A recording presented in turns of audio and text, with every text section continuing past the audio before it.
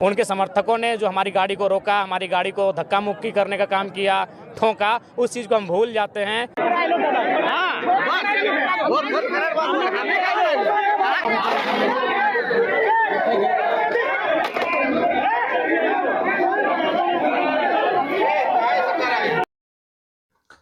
नमस्कार दोस्तों, मैं चौहान सर बात करने वाला हूं बोकारो स्टील प्लांट के बारे में।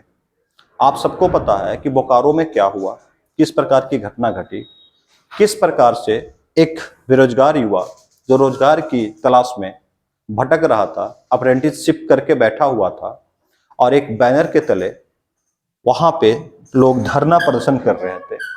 धरना प्रदर्शन पे लाठी चार्ज की जाती है और लाठी भी इस प्रकार से मारी जाती है दूर से फेंक कर कि लड़के के सर में सीधा लगा और प्रेम कुमार की मौत हो गई। जो प्रेम कुमार की मौत हुई है उसकी मां रो रही है, बिलख रही है। आखिर उसकी मां की क्या गलती थी, इस प्रेम कुमार का क्या गलती था? जो नीतियां हैं केंद्र सरकार की या राज्य सरकार की, ये सारी खामियां इन नीतियों में। अब आप खुद देख लो कि तुरंत भर में कार्रवाई होगी, डीसीएम साहब को गिरफ्तार कर लिया गया। साथ ही यह कहा गया है कि अब जो भी नीति है उसको तुरंत पद सृजित करके उसके अनुसार 21 दिनों के भीतर जितने भी लोग धरना प्रदर्शन कर रहे थे उनको रोजगार दे दिया जाएगा। तो किसी के मौत का इंतजार कर रहे थे क्या रोजगार देने के लिए? तो मौत के बिना क्या आप रोजगार नहीं दोगे? इन जो नीतियों में खामी है, ये खामियां सबसे बड़ा कारण है किसी की मौत की। सीआईसीएफ ने लाठियां भांजी, सीआईसीएफ ने जो लाठियां भांजी है ना, वो किसी के ऑर्डर्स पे भांजी गई है। स्टील प्लांट के जो अधिकारी हैं उनके ऑर्डर्स पे लाठियां भांजी गई और लाठियां इस प्रकार भांजी गई है कि जो जवान आपको दिख रहे हैं ये भूल गए थे कि कभी ये भी बेरोजगार थे। आज बेरोजगारों को इस प्रकार से लाठियां मार रहे हैं कि उनका सर फट जाए, शरीर टूट जाए, कोई फर्क नहीं पड़ता। कोई मर जाए उससे कोई फर्क नहीं पड़ता। ये सीआईसीएफ के जवान भी मानवता को भूल गए थे। कल जो घटना हुआ एक निंदनीय घटना है और इसकी जितनी भी निंदा की जाए कम है। कहा जा रहा है कि 20 लाख रुपया प्रेम कुमार महतो के परिवार को दिया जाएगा। क्या यह 20 लाख रुपया प्रेम कुमार की माता की ममता को वापस लाके दे देगा? बिल्कुल नहीं। कंपनसेशन ही किसी चीज का रास्ता नहीं है। अगर कहीं पे धुआं उठ रहा हो, उस धुआं को तुरंत दबाने की जरूरत है, न कि उसमें आग लगने दिया जाए, उस आग में कई घर जल जाए तब उसके ऊपर फायर ब्रिगेड भेजा जाए। अब क्या कर रहे हो? घर जला करके फायर ब्रिगेड भेज रहे हो। मतलब किसी की मौत के बाद पद सृजित करके आप नौकरी देने का प्रयास कर रहे हो। मतलब तो वही निकलता। इससे बड़ी घटना और एक देखने को मिली उसी जगह पे, जब श्वेता सिंह इस घटना का विरोध कर रहे थे, जो लोकल विधायक है। बहुत अच्छी बात है, करना भी चाहिए, मौके पे मौजूद भी थी, सही बात है, करना भी चाहिए। लेकिन जब केंद्रीय अध्यक्ष जेएलके का वहां पहुंचे जयराम महतो, उनके गाड़ी को रोका गया, उनके साथ धक्का मुक्की भी की गई और उनके गाड़ी के बोर्ड को निकाल करके रोड पे फेंक दिया गया। क्या जयराम महतो भी इसमें शामिल हो जाते हैं तो क्या नुकसान था?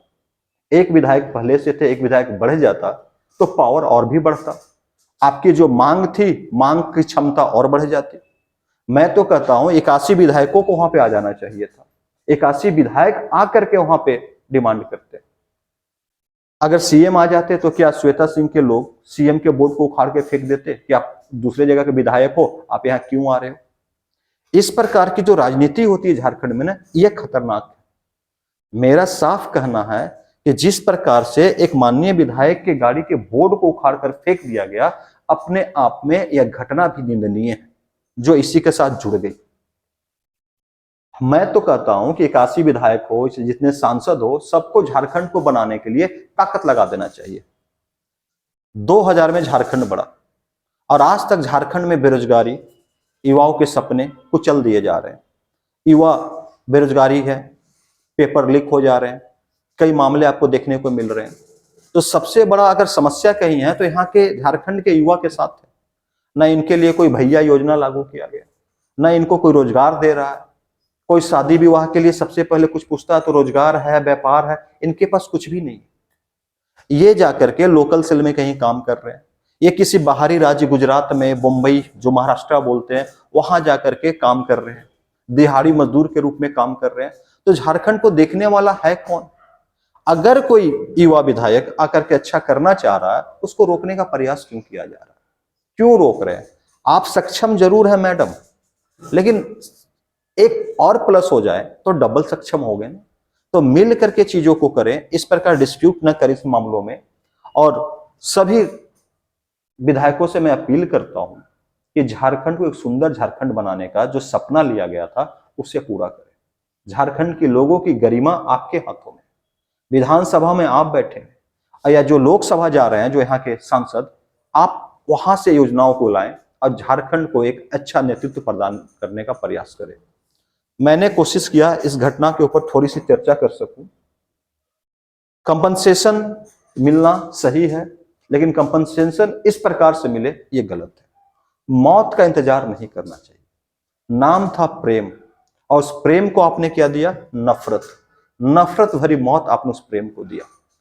आज उसकी आत्मा जहां भी हो, जैसी भी हो, ईश्वर से कामना करता हूं कि उसे अपने श्री चरणों में जगह दे, क्योंकि ऐसे युवा जीवन भर रोजगार की तलाश में धरना देते रह गए और मिला क्या?